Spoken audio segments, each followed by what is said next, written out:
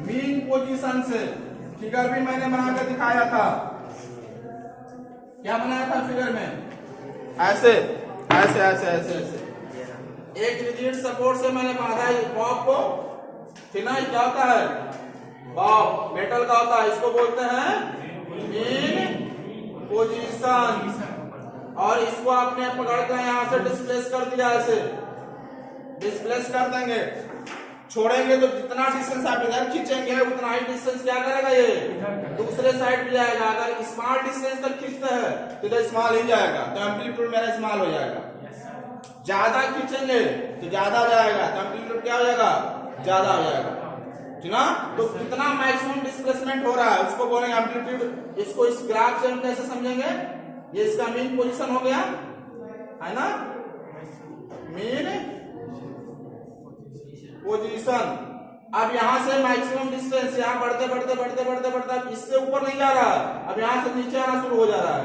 तो मैक्सिमम कहां गया? यहां पर। इसलिए इसका मैक्सिमम डिस्प्लेसमेंट मीन पोजीशन वाली लाइन ये है कि इस लाइन से मैक्सिमम ऊंचाई तक कहां गया, इसका एम्पलीट्यूड। फिर उसी तरह दूसरी तरफ यहां से बढ़ते बढ़ते बढ़ते बढ़ते इससे इसके नीचे नहीं आ रहा, इसके चौक के ऊपर उठता चला जा रहा है, तो मैक्सिमम यहां तक आया। इस पॉइंट से मैक्सिमम कहां तक गया, यहां तक। तो इसका एम्पलीट्यूड हो जाएगा। इसको हम एम से डिनोट करते हैं, और इसकी एसआई यूनिट जो क्या होती है, अभी मैंने बताया मीटर। अरे एम कह रहे भाई, ए से एम्पलीट्यूड ए, नॉट एम। ठीक? एम्पलीट्यूड को किससे डिनोट करते हैं? ए से।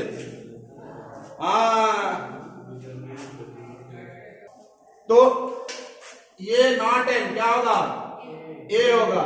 एम्पलीट्यूड मीन्स ए। समझ में आ रहा है? कैपिटल है, स्मॉल है, आप ले सकते हो, उसमें कोई दिक्कत नहीं। आप कैपिटल ले लीजिए, स्मॉल ले लीजिए, ये हो जाएगा। ठीक? वो आपके ऊपर डिपेंड करता है कि आप उसको कैपिटल ए से डिनोट करते हैं कि स्मॉल ए से। लेकिन ये एम्पलीट्यूड ही होगा, ए से डिनोट करेंगे, नॉट एम।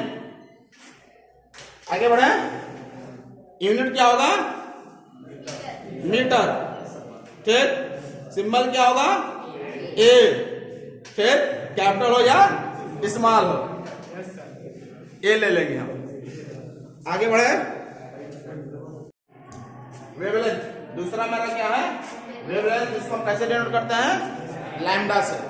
तो वेवलेंथ के लिए हम क्या करेंगे, एक वेव बनाएंगे, और वेव कैसा होता है आपको पता है।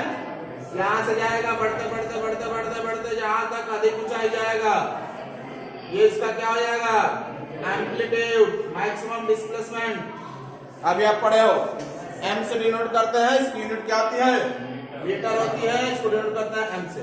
फिर इधर से आएगा दूसरी तरफ, मैक्सिमम डिस्प्लेसमेंट क्या हो जाएगा, एम्पलीट्यूड, ये वाला या ये वाला। फिर ये इधर जाएगा, उतना ही डिस्टेंस जाएगा, फिर ये इधर आएगा, होगा ना ऐसे? क्यों भाई, हो गया? हमें पढ़ना है यहाँ पर वेवलेंथ, ये वाला डिस्टेंस एम्पलीट्यूड, ये वाला डिस्टेंस एम्पलीट्यूड। एक वेवलेंथ क्या होता है, दो, इसको क्या बोलते हैं, क्रस्ट, इसको भी क्रस्ट, इसको क्या बोलेंगे, ट्रफ। तो दो क्रस्ट के बीच के डिस्टेंस, इसके दो कॉन्सेक्यूटिव क्रस्ट बोलेंगे। इसके बीच का जो डिस्टेंस होगा, ये थोड़ा ज्यादा ऊपर बन गया है, ये ऐसे, इसके बीच का जो डिस्टेंस होगा इसको क्या बोलेंगे हम, वेवलेंथ, क्या, लैम्डा। ठीक? या दो ट्रक के बीच के डिस्टेंस, इसके बीच के डिस्टेंस को भी क्या बोल देते हैं, वेवलेंथ। ठीक? या एक क्रस्ट एंड एक ट्रफ, यहां से लेकर यहां तक के डिस्टेंस को भी क्या बोलेंगे, वेवलेंथ, लैम्डा ही बोलेंगे। समझ में आया? कहां कहां तक के डिस्टेंस, दो क्रस्ट, दो ट्रफ, या एक क्रस्ट और एक ट्रफ के डिस्टेंस को बोलते हैं क्या, वेवलेंथ। यहां से कोई पार्टिकल चला, घूमते घूमते घूमते घूमते घूमते घूमते यहां आ गया, बोलते हैं वन कंप्लीट ऑसिलेशन। कहां से कहां तक लेकर मीन पोजीशन से चला, पहली बार सबसे ऊपर गया, फिर नीचे आया मीन पोजीशन पर, फिर दूसरी तरफ एकदम हाई में गया, फिर वापस आया, तो उसको बोलते हैं क्या, वन कंप्लीट ऑसिलेशन। इसको ऑसिलेशन इसको ऐसे समझेंगे, मैंने पत्थर को बॉब को बांध दिया, ये वाला इसका पोजीशन कौन सा है, मीन पोजीशन। ये पोजीशन कौन सा है, मीन पोजीशन। वो से डिनोट कर देंगे, ठीक। ये यहां पर रुका है या यहां पर रुका है, सेम फिगर है, कंपेरिजन करिएगा। मैंने इसको खींचा मैक्सिमम यहां तक, कहां तक खींचा, मैक्सिमम तक, ये बढ़कर कहां चला गया, यहां पर। जब ये खींचेंगे यहां पर, तब ये कहां जाएगा, यहां पर। जब इसको हम यहां से छोड़ेंगे तो पुनः कहां आएगा, अपने मीन पोजीशन पर आएगा।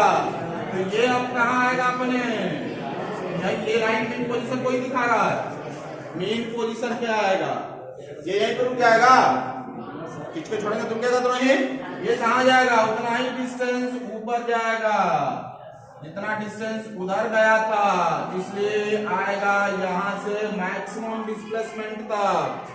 फिर यहां पर रुकेगा, ये आएगा कहां पर, पुनः अपने मीन पोजीशन पे आएगा, तो ये कहां जाएगा, मीन पोजीशन। तो कहेंगे वन कंप्लीट ऑसिलेशन हो गया।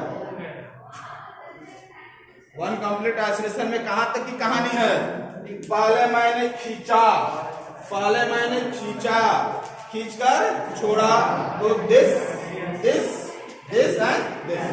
यहां से यहां, फिर वापस आएगा, फिर इधर जाएगा, फिर इधर आएगा, एक कंप्लीट ऑसिलेशन। उसी तरह फिर यहां से जाएगा, फिर वापस आएगा, फिर जाएगा, फिर आएगा, दो कंप्लीट ऑसिलेशन। फिर यहां से आएगा यहां, फिर वापस जाएगा, फिर इधर जाएगा, फिर इधर आएगा, तीन कंप्लीट ऑसिलेशन। एक कंप्लीट ऑसिलेशन में ये डिस्टेंस, यहां से पूरा डिस्टेंस, फिर आधा डिस्टेंस, ये एक कंप्लीट ऑसिलेशन का डिस्टेंस होता है। उसको इस फिगर से समझेंगे तो यहां से लेकर एक कंप्लीट ऑसिलेशन, फिर यहां से लेकर यहां तक दो, फिर यहां से यहां तक तीन, फिर वहां से वहां तक चार, फिर वहां से लेकर पांच, ऐसे हमारा ऑसिलेशन होता है।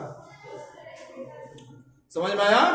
तो ये डिस्टेंस हम कहेंगे लैम्डा वेवलेंथ, इस डिस्टेंस को बोलते हैं वेवलेंथ, या फिर इस डिस्टेंस को भी हम क्या बोल देते हैं, वेवलेंथ। इसको हम मेजर करते हैं मीटर में। Its SI unit is metre. इसकी भी यूनिट क्या होती है, मीटर ही होती है, ठीक। वेरी गुड, आगे बढ़ते हैं। टाइम पीरियड, क्या पीरियड, टाइम पीरियड, ठीक। तो टाइम पीरियड कहता है भैया कि टाइम टेकन या प्रोड्यूस, जो भी बुक में दे रखा है, या require to produce complete oscillation, complete one oscillation. तो वन ऑसिलेशन कहां कंप्लीट होगा, यहां पर, यहां पर कोई बोला यस सर, अगर यहां से आएगा तो कंप्लीट हो जाएगा ऑसिलेशन। अच्छा यहीं पे हो जाएगा, यहां होगा, यहां होगा, यहां होगा, यहां पर होगा वन कंप्लीट ऑसिलेशन। जब वो यहां से चलेगा, यहां से चलेगा, यहां से चलेगा, तो एक कंप्लीट ऑसिलेशन होगा। तो कह रहा है कि इस ऑसिलेशन को एक बार कंप्लीट करने में जितना समय लेगा, हम यहां से इसको दबाएंगे, स्टार्ट करते हैं, घड़ी देखते रहेंगे, गया खटक खटक खटक 3 सेकंड। एक कंप्लीट ऑसिलेशन क्या सेकंड है, टाइम पीरियड कितना हो जाएगा, 3 सेकंड हो जाएगा। समझ में आ रहा है। एक कंप्लीट ऑसिलेशन में जितना टाइम लगेगा उस टाइम को क्या बोलेंगे, टाइम पीरियड। यहां से गया जब कच्चे से होते रहते हैं 10 मिनट पहुंचा, टाइम पीरियड कितना हो जाएगा, यहां से गया यहां तक पहुंच गया, इसके बाद 1 सेकंड में, तो टाइम पीरियड 1 सेकंड। तो एक कंप्लीट ऑसिलेशन में जितना टाइम लगेगा, that time is called time period, और उसको हम मेजर करते हैं सेकंड में। It is denoted by the capital letter T and its unit is, तो हम लिख देंगे यहां पर टाइम पीरियड को लिख देंगे भाई, लिखेंगे टाइम पीरियड को क्या लिखेंगे, time taken to complete one oscillation. क्या लिखेंगे? टाइम पीरियड को, time period, time taken by Pascal to complete one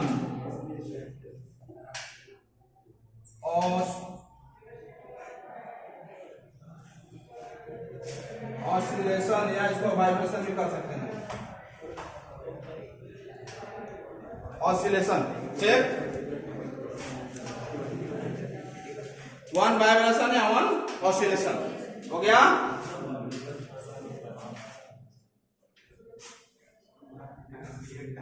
समझ में आया? नहीं आया समझ में? अच्छा, वेवलेंथ को भी डिफाइन कर लेते हैं।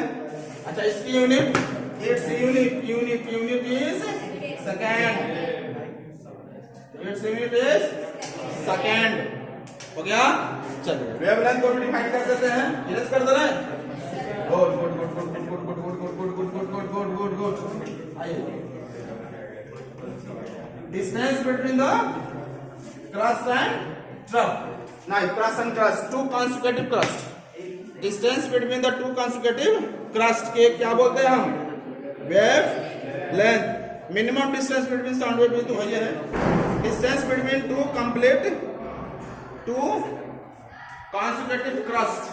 भाई ये देखिए, एक क्रस्ट यहाँ भी बनेगा, अगर इसको हम यहाँ से कर देंगे, ऐसे ऐसे कर देंगे यहाँ तक, तो क्रस्ट यहाँ भी बनेगा। तो इसके बीच के डिस्टेंस को लैम्डा नहीं बोलेंगे।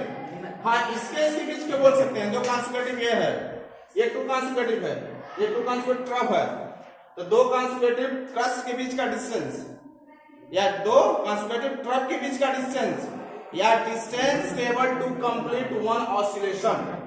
यहां से लेकर यहां तक है ना भाई, तो वन ऑसिलेशन कितना डिस्टेंस कवर कर रहा है? यहां से चला, चलते चलते चलते चलते चलते चलते एक ऑसिलेशन में पहुंच गया यहाँ पर, तो यहां से लेकर यहां तक के डिस्टेंस को भी लैम्डा बोलते हैं ना। तो distance table to complete one oscillation या वन वाइब्रेशन, ये भी हो जाएगा मेरा क्या? वेवलेंथ। तो वेवलेंथ को डिफाइन कर सकते हैं, distance table to complete one oscillation. लिखने की जरूरत है नहीं, लिखते छोड़ दे। Good, distance table to complete one oscillation या वन वाइब्रेशन। आप रटिए नहीं, समझिए, समझ लेंगे तो आप लिख सकते हैं, नहीं तो आप रटते रह जाएंगे। ठीक हो गया? बात समझ में आ गई? Very good. One vibration is called wavelength. आगे टाइम पीरियड हो गया, फ्रीक्वेंसी क्या था भाई? आगे क्या है? फ्रीक्वेंसी। फ्रीक्वेंसी किससे डिनोट करते हैं? एफ से। ठीक, फ्रीक्वेंसी। तो फ्रीक्वेंसी ये कहता है कि एक सेकेंड में वो कितनी ऑसिलेशन कंप्लीट करता है। एक सेकेंड में बहुत से ऐसे होते हैं इंस्ट्रूमेंट जो एक सेकेंड में सिर्फ यहां से लेकर यहां तक एक ही ऑसिलेशन करेगा, और एक ऐसा होता है कि यहां से लेकर यहां से लेकर यहां से लेकर यहां तक ऐसे ऐसे जो है एक सेकेंड में 200-300 बार कर लेंगे। सोचिए कितना फास्ट चलते होंगे वो सब, सोचिए कितना फास्ट चलते होंगे। बात समझ में आ रहा है? एक सेकेंड में कितनी बार ऑसिलेट कर रहा है। एक ऑसिलेशन में आप समझ सकते हो, एक ऑसिलेशन में इसको यहां से लेकर यहां तक आना पड़ेगा। दो ऑसिलेशन में क्या होगा? ऐसे। तीन ऑसिलेशन में 3 बार यहां से लेकर जाएगा तो एक ऑसिलेशन, फिर जाएगा तो 2 ऑसिलेशन, फिर जाएगा तो 3 ऑसिलेशन, फिर जाएगा तो 4 ऑसिलेशन। तो कोई एक सेकंड में अगर इस तरह 4 ऑसिलेशन कंप्लीट करा तो सोचो एक सेकंड में कितना फास्ट चलेगा। और ऐसे ऐसे करके 4 बार कंप्लीट कर लिया एक के सेकंड में। और बहुत से ऐसे इंस्ट्रूमेंट्स है जो एक सेकंड में इस तरह से करने में 400-500 बार कर लेते हैं। 400-500 बार, 300 बार, 400 बार, 250 बार ऐसे करते हैं। वो कितना फास्ट चलते होंगे। उंगली घुमाने में भी एक सेकंड भी बीत जा रहा है ना सर। वो कितना फास्ट करते होंगे कई सेकंड में, हमें आज देखेंगे भी नहीं लगेगा कि रुका हुआ है, इतना फास्ट चलेगा कभी पता नहीं चल रहा है, मोशन एक रेस में है, इतना तेज उसकी स्पीड होगी। तो एक सेकंड में कितना ऑसिलेशन कंप्लीट कर रहा है ना, उसको हम क्या बोलते हैं? फ्रीक्वेंसी। ठीक है? क्या? नंबर ऑफ कंप्लीट ऑसिलेशन या number of complete vibration in 1 second. ठीक, 1 सेकेंड में मान लीजिए मैं कहूं कि एक जो है एक ऐसा इंस्ट्रूमेंट है जो यहां से लेकर 1 बार 2 बार 3 बार 4 बार 5 बार 6 बार 7 बार 8 बार 9 बार 10 बार, 1 सेकंड में 10 बार जा रहा है। तो 1 सेकंड में कितनी बार जा रहा है? 10।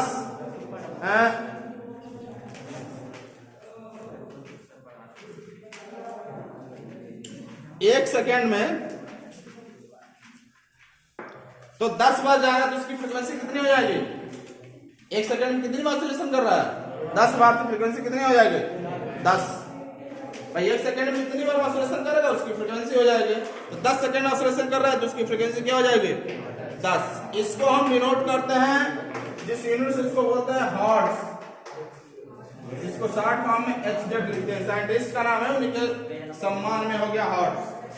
ठीक, तो it's SI unit is hertz.